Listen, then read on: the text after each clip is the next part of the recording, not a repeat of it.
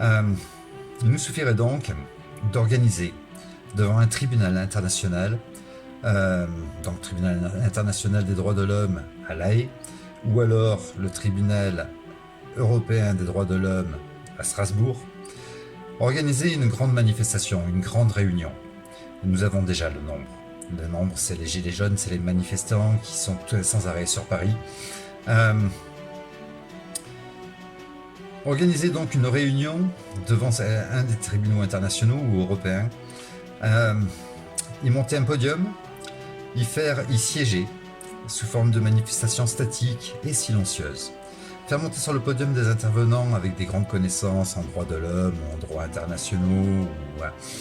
Et puis organiser un tribunal populaire avec à main levée ou à l'applaudimètre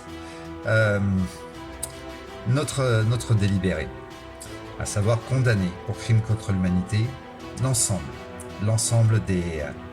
de ces dirigeants qui ont provoqué ce désordre mondial et organisé ce crime contre l'humanité, ce complot mondial contre l'humanité, à savoir l'ensemble des gouvernements de cette planète avec leurs présidents, mais aussi l'ensemble des présidents et secrétaires généraux de l'OTAN, l'ONU, l'OMS, Gavi, le FMI, j'en passe, mais aussi les actionnaires principaux de toutes ces multinationales qui nous empoisonnent au quotidien par l'eau, l'alimentation, les médicaments, les vaccins. Et il n'y a pas que celui du Covid-19, les 11 vaccins obligatoires faits à nos enfants, l'eau, les chemtrails, etc. Les condamnés au préalable, comme ça avait été fait sur Lens par des ouvriers en 1970, les condamner au préalable et puis transmettre notre délibéré aux juges de ces tribunaux en les obligeant à délibérer dans l'heure.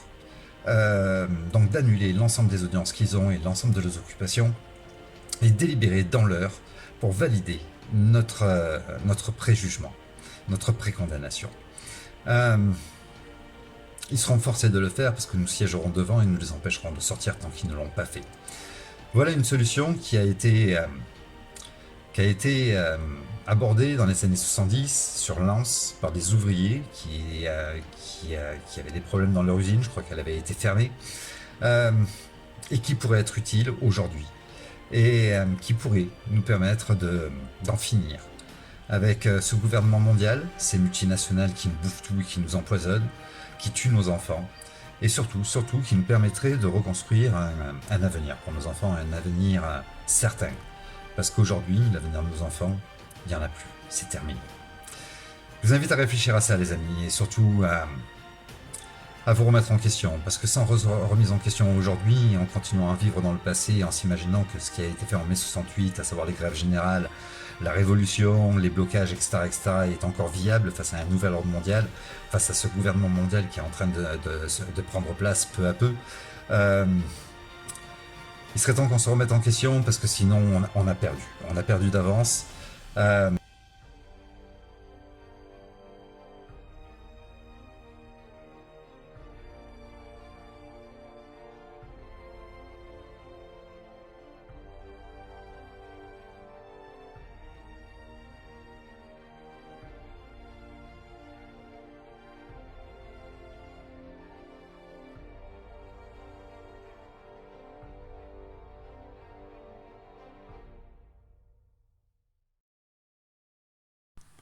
Il est impossible d'obtenir quelque chose de différent en reproduisant toujours la même chose.